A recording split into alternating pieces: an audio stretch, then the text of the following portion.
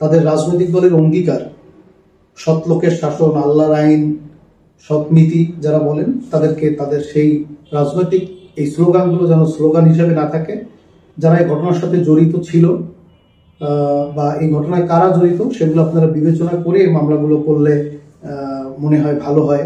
শাওন, আপনাকে ধন্যবাদ আপনার 24-এর সুন্দরবন 24-এর সকল দর্শক শ্রোতাকে। রাজনৈতিক নেতাদের আসলে নির্ধারিত জীবন বলতে কিছু নাই। এটা কখনো রাজপথ, কখনো ক্ষমতার জায়গা এবং কখনো কারাগার। এটাই হচ্ছে রাজনৈতিক নেতাদের জন্য এর ধারাবাহিকতা থাকে।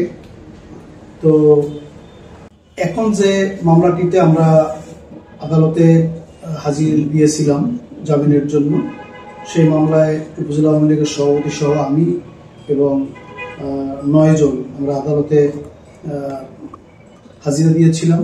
যখন আমরা শুনেছি যে আমাদের বিরুদ্ধে একটি মামলা হয়েছে, আইনের প্রতি শ্রদ্ধা রেখেই আমরা আদালতে জামিনের আবেদন করেছিলাম এবং আদালত আমাদের জামিন নামঞ্জুর করে জেল হাজতে পাঠিয়েছিল। আমরা 15 দিন কারাবাস করে বের হয়েছি। তো দুর্ভাগ্যজনক হচ্ছে যে মামলাটিতে আমাদেরকে আসামি করা হয়েছে, এই মামলার ঘটনা সম্পর্কে আমরা কিছু জানি না এবং কবে ঘটনা ঘটেছে সে বিষয়ে আমরা ওয়াকিবহাল নয়। এবং মামলার বাদী বা সংশ্লিষ্টদের সাথেও কথা বলে যতটুকু জানা গেছে যে এটা তারাও আমাদেরকে আসামি করা বা না করার ব্যাপারটা তারা জানেন না। এটা জামাত ইসলামের সাংগঠনিক সিদ্ধান্তে নাকি আমাদেরকে আসামি করা হয়েছে। তো 2023 সালের একটি ঘটনা, সেই ঘটনা আসলে আমরা এই ঘটনা সম্পর্কে কেউ ওয়াকিবহাল নয় এবং জামাতের পক্ষ থেকেও আমাদেরকে আসলে এই ঘটনা সম্পর্কে কোনো অভিযোগ বা ওয়াকিবহাল করা হয় নাই। আকস্মিকভাবে আমাদেরকে আসামি করা হয়েছে। এখন 5ই আগস্টের ঘটনার পরে যারা আওয়ামী লীগকে ফ্যাসিস্ট বা আওয়ামী লীগ স্বৈরাচার, আওয়ামী লীগ মিথ্যা মামলা দিয়েছে, এই কথাগুলো যারা আওয়ামী লীগের গায়ে দিতে চান, আসলে এখন তারা তাহলে কি করছেন? তারা কি সেই যে অভিযোগ আওয়ামী লীগের বিরুদ্ধে করছেন, তারা কি সেই একই কাজ করছেন না? তারা কিন্তু সেই একই কাজ করছেন। আমি অনেককে জিজ্ঞাসা করে প্রশ্নের উত্তর খুঁজতে চেষ্টা করেছি যে আমাদেরকে কেন এই মামলায় জড়ানো হলো। তো তাদের কাছ থেকে ওইরকম উত্তর এসেছে, যেহেতু আমরা দলের সাংগঠনিক দায়িত্বে আছি, সেই দায়িত্বে বোধের কারণে, পদের কারণেই নাকি আমাদেরকে আসামি করা হয়েছে। তো সে ব্যাপারে আমাদের আসলে ওরকম কোনো রাগ, ক্ষোভ, দুঃখ, অভিমান নাই। রাজনীতি করতে গেলে জেল, জুলুম, হুলিয়া এটা থাকবে। তো আমরা আসলে অন্যায়ের সাথে জড়িত না। শরণখোলার দলমত নির্বিশেষে আমাদের আওয়ামী লীগ যখন ক্ষমতায় ছিল বা আমি রাইন্দা ইউনিয়ন পরিষদের চেয়ারম্যান ছিলাম, আমি আমার জানা মতে কোনো মানুষের অকল্যাণ হয়, ক্ষতি হয়, এ ধরনের কোনো কাজের সাথে আমি কখনো জড়াইনি। এখন সবাই তো আর পৃথিবীতে সবাইকে এক দৃষ্টিভঙ্গিতে দেখবেন না। আমার কোনো কাজ কারো ভালো লাগলে অন্য কারো খারাপ লাগতেই পারে, সে খারাপ লাগার জায়গা থাকতে পারে। মোটা দাগে আমি যতটুকু আমার নিজের জায়গা থেকে জানার চেষ্টা করেছি, আওয়ামী সরকারের সময় যে নাশকতা মামলাগুলো হয়েছে, সে মামলাগুলো হওয়ার সময় যেহেতু আওয়ামী লীগ ক্ষমতায় ছিল এবং ডাক্তার মোজাম্মেল হোসেন ওই আসনের এমপি ছিল, সেই কারণে যেহেতু আমার ডাক্তার মোজাম্মেল হোসেনের সাথে কিছুটা ঘনিষ্ঠতা ছিল, আমাকে এই কারণে আমার গায়ে ট্যাগ দিয়ে দেওয়া হয়েছে যে আমি আসলে বোধহয় মামলাগুলো জানতাম বা আমি বোধহয় হ্যান্ডেল করতাম। কিন্তু আমি যেহেতু জনগণের রাজনীতি করি, সেই জনগণ এবং আমার দেশপ্রেমের জায়গা থেকেই বলি, আমি কখনোই কারো অমঙ্গলের রাজনীতি করিনি, কখনো কারোর সাথে প্রতিহিংসার রাজনীতি করিনি এবং এইসব মামলা সম্পর্কে আমার আসলেই কোনো ধারণা নাই। যারা একটু জানেন তারা খোঁজ নিয়ে দেখবেন, যারা আমার বিরুদ্ধে অভিযোগটি করেন তারা খোঁজ নিয়ে দেখবেন যে এই মামলাগুলো আসলে রাষ্ট্রের নির্দেশে পুলিশ বা বাদী হয়ে পুলিশের মাধ্যমে মামলাগুলো হয়েছে এবং তারা ডিএসবি তালিকা থেকে আসামি নির্ধারণ করেছেন। এখানে আওয়ামী লীগের কোনো নেতাদের বা স্থানীয় কোনো নেতাদের মতামতের কোনো গুরুত্ব আসলে ছিল না এবং সেটা তারা কখনো গ্রহণও করে নাই। তো এরকম একটা ব্লেম আসলে আমি বহন করে বেড়াচ্ছি। আমি বিএনপি জামাতের বন্ধুদের, যাদের সাথে আমার খেলার মাঠের সম্পর্ক, রাজনৈতিক সম্পর্ক, সাংবাদিক হিসেবে আমার তাদের সাথে সম্পর্ক, তাদেরকে যদি আমি পাল্টা প্রশ্ন ছুড়ে দিই যে যে সময়টির কথা আপনারা বলছেন যে আমি ক্ষমতা হ্যান্ডেল করেছি, সেই সময় মামলাগুলো হয়েছে, আপনারা কিন্তু অবাক হবেন যে সেই সময় কিন্তু আমার বাবা 80 বছর বয়স, তার বাসায় একটা বিবাহ অনুষ্ঠান হয়েছে। সেই বিবাহ অনুষ্ঠানকে কেন্দ্র করে কিন্তু আমার বাবাকে আসামি করা হয়েছে এবং আমার বাবা সেই মামলায় গ্রেপ্তার হয়েছেন। আমি তো সেখানে কিন্তু আমার কোনো হ্যান্ডেল আমি করতে পারিনি। আবার ধরেন আমাদের প্রেস ক্লাব ভাঙচুর নিয়ে যে মামলাটি হয়েছিল, সেই মামলাতেও কিন্তু আমার পিতাকে আসামি করা হয়েছিল। আমি যদি থানাকে হ্যান্ডেল করতেই পারতাম, আমার যদি সেই রকম ক্ষমতাই থাকতো, তাহলে কিন্তু আমি আমার বাবাকেই সেভ করতে পারতাম। তো এইটা আসলে আমি কারো অনুকম্পা বা দয়া নেওয়ার জন্য আমি কোনো অজুহাত তুলে ধরছি না, আমি আমার বাস্তব অবস্থাটা আপনাদেরকে বোঝাচ্ছি। বরঞ্চ আমি বলতে পারি যে আমি রাজনীতিতে সহমর্মিতার রাজনীতি করেছি। আমি শিক্ষক হিসেবে যখন মাদ্রাসা শিক্ষক সমিতির সাধারণ সম্পাদক ছিলাম, তখন দলমত নির্বিশেষে সকলকে নিয়ে কাজ করেছি। আমি পরে মাধ্যমিক শিক্ষক সমিতির আহ্বায়ক হয়েছি, সকলকে নিয়ে দলমত নিয়ে কাজ করেছি এবং আমার কাছে যেটা মনে হয়েছে অন্যায়, সেটার আমি প্রতিবাদ করেছি। এবং আমাদের এই সময়টাতে আওয়ামী লীগ, বিএনপি, জামাত, জাতীয় পার্টি মিলে একটি সহাবস্থানের রাজনীতি শরণখোলায় ছিল। এখন রাষ্ট্রীয় নির্দেশনায় যদি কোনো মামলায় কেউ আসামি হয়, সেই দায়ভার আসলে আমাদের উত্তর দেওয়ারও সুযোগ নাই এবং সেই দায়ভার বহন করা আমার জন্য একটু কষ্টকর। তো আপনারা যারা আমার বিরুদ্ধে এই প্রোপাগান্ডা বা আমার বিরুদ্ধে অভিযোগটা করেন, তারা ব্যক্তিগতভাবে খুঁজে দেখবেন যে আপনাদের পার্সোনাল জীবনে আমাকে দিয়ে আপনারা ক্ষতিগ্রস্ত না আমি কাউকে উপকার করতে পেরেছি, কারো ওজোর, আপত্তি, দাবি, আবদার আমি রক্ষা করার চেষ্টা করেছি কিনা। আমি 10 বছর আইন ইউনিয়ন পরিষদের চেয়ারম্যান ছিলাম। সেই সময়টাতে আমি দলমত নির্বিশেষে মানুষের মৌলিক চাহিদাগুলো পূরণের জন্য সেখানে আমি দলমত কিন্তু আলাদা করি নাই। আমি রাইন ইউনিয়ন পরিষদের চেয়ারম্যান থাকা অবস্থায় আপনারা দেখেছেন যে আমার কাছে সব দলমতের মানুষ নিরাপদ ছিল। আমি আমাদের সামাজিক নিরাপত্তা সুবিধা, আমাদের রাষ্ট্রীয় সুবিধা, আমাদের সরকারের সুবিধা দলমত নির্বিশেষে আমি আমার দায়িত্ব পালন করার চেষ্টা করেছি এবং তার অনেক উদাহরণ দিতে পারবো যে আমি আমার সময় বিএনপি, জামাত, আওয়ামী লীগ, জাতীয় পার্টি এই বিভাজন তৈরি না করে যার যেটুকু পাওনা ছিল, যার যেটা পাওয়ার ছিল, সেটা আমি নির্বিঘ্নে করে দিয়েছি এবং আমি জনগণের মাঝে ছিলাম, জনগণের রাজনীতিতে আছি এবং রায়গঞ্জ ইউনিয়ন পরিষদে আমি 2 বার চেয়ারম্যান নির্বাচিত হওয়ার পরে গত উপজেলা পরিষদেও যখন আওয়ামী লীগ, বিএনপি, জামাত, জাতীয় পার্টি একজোট হয়ে আমার বিরুদ্ধে নির্বাচন করেছে, তখনও 20,000 মানুষ আমার প্রতি আস্থা রেখেছে দলমত নির্বিশেষে। আমি মনে করি এটাই আমার রাজনীতির জীবনের জন্য একটা পরীক্ষা, যে পরীক্ষা আমি উত্তীর্ণ হয়েছি, যে এত সব বিরোধিতার মুখেও মানুষ আমার প্রতি আস্থা রেখেছে এবং আমি সেই আস্থার জায়গাটি রাখতে চাই। রাজনীতি করতে গেলে আমার কোনো কাজে হয়তো ভুল ত্রুটি হতে পারে, সেই ভুল ত্রুটির জন্য যদি আমার কোনো কাজ কারণে অকারণে আপনাদের মনোকষ্টের কারণ হয়, সে জায়গা থেকে আমি দুঃখ প্রকাশ করছি। ভবিষ্যতে একটি সুন্দর সমৃদ্ধশালী শরণখোলা গড়ার প্রশ্নে আমি অতীতেও যেমন শ্রম দিয়েছি, অতীতেও সিলোয়ার, আইলা, ফণিতে, আমফানে আমাকে আপনারা পাশে পেয়েছেন। বিপদ, দুর্বিপাক, অগ্নিসংযোগ, নদী ভাঙনে আপনাদের পাশে ছিলাম। ভবিষ্যতেও শরণখোলার একজন মানুষ হিসেবে আপনাদের পাশে থেকে রাজনীতি করার অঙ্গীকার পুনর্ব্যক্ত করছি। মানুষের সাথে ছিলাম, মানুষের সাথে আছি। আপনার এই কথার মাঝে আমার একটা প্রশ্ন বেরিয়ে আসছে, এটা জনগণের প্রশ্নই মনে করতে পারেন, যে আপনার বিরুদ্ধে কিন্তু আঙুল, এই যে জামাত বিএনপির নামে মামলা আজকে নতুন না, এটা অনেক আগে থেকেই কিন্তু এই আঙুলটা উঠছে, বাট আপনি কিন্তু আগে খোলাসা করেননি। বাট আগে করেননি, এখন করছেন কেন?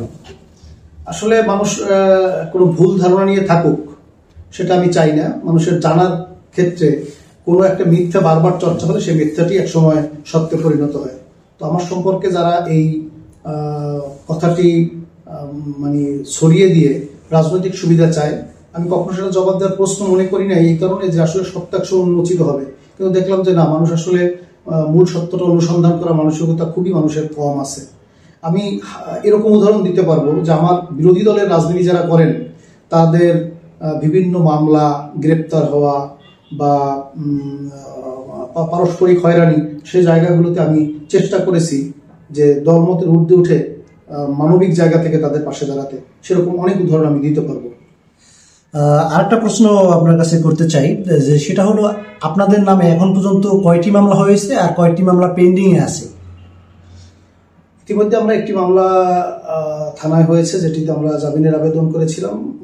বিজ্ঞ আদালত আমাদের জামিন নামঞ্জুর করে আমাদের জেলা জজে পাঠিয়েছিল, সেটা থেকে আমরা জামিন লাভ করেছি। ঠিক ওই একই দিনের একই ঘটনায় আরও একটি মামলা ইতিমধ্যে বোধহয় আদালত থেকে থানায় এজাহার হিসেবে গণ্য হয়েছে। আরও দু একটি মামলা পেন্ডিং আছে এবং ওই একই ঘটনায় একই দিনে এই মামলাগুলো করা হচ্ছে। তো যদি আসলে ওই তারিখে জামাতের নেতাকর্মীদের উপরে কোনো হামলার ঘটনা ঘটে, আনুষ্ঠানিকভাবে জামাত ইসলাম আসলে তখন প্রশাসনিক কোনো অভিযোগও করেন নাই, বা রাজনৈতিকভাবে আমরা যেহেতু একই উপজেলায় বসবাস করি, আমরা পারস্পরিক আত্মীয়তার বন্ধনে আবদ্ধ আছি, তো আমাদেরকে কিন্তু আসলে এই জায়গাগুলো কখনো বলা হয় নাই। আজকে রাষ্ট্র ক্ষমতা পরিবর্তনের পরে এই মামলাগুলো একের পর এক করা হচ্ছে। তো আমি বিশ্বাস করি যে আওয়ামী লীগের রাজনীতি ধ্বংসের জন্য যেটা রাষ্ট্রীয়ভাবে যে প্রচেষ্টা চলছে, শরণখোলাও এটা তারই একটা অংশ, সেখানে আমার কোনো দুঃখ বা ক্ষোভ নেই। তবে যারা তাদের রাজনৈতিক দলের অঙ্গীকার, সৎ লোকের শাসন, আল্লাহর আইন, সৎ নীতি যারা বলেন, তাদেরকে তাদের সেই রাজনৈতিক এই স্লোগানগুলো যেন স্লোগান হিসেবে না থাকে। যারা এই ঘটনার সাথে জড়িত ছিল বা এই ঘটনায় কারা জড়িত, সেগুলো আপনারা বিবেচনা করে এই মামলাগুলো করলে মনে হয় ভালো হয়। তা না হলে মানুষ একসময় প্রশ্ন করবে যে আপনারা একদিকে ন্যায় নীতির কথা বলেন, অন্যদিকে আপনারা মামলাগুলো ষড়যন্ত্রমূলক এবং ক্ষতিগ্রস্ত করার জন্য এবং হয়রানি করার জন্য এই মামলাগুলোতে ভিন্ন রূপে এই মামলাগুলো এখনো করানো হচ্ছে। সেটা আপনারা যাতে ভবিষ্যৎ ইতিহাসের কাছে প্রশ্নের সম্মুখীন না হন, আমি সে ব্যাপারে আপনাদেরকে আহ্বান জানাবো। আওয়ামী লীগের সাধারণ সম্পাদক হিসেবে বর্তমানে আপনার অবস্থান কি এবং ভবিষ্যৎ রাজনৈতিক কি পরিকল্পনা আছে, বিশেষ করে শরণখোলা নিয়ে? আসলে এখানে কথা একটু পিছনে যেতে হয়। আওয়ামী লীগের গত 15 বছরের রাষ্ট্র ক্ষমতায় তৃণমূল নেতাদের কোনো মতামত নেয়ার কোনো সুযোগ ছিল না।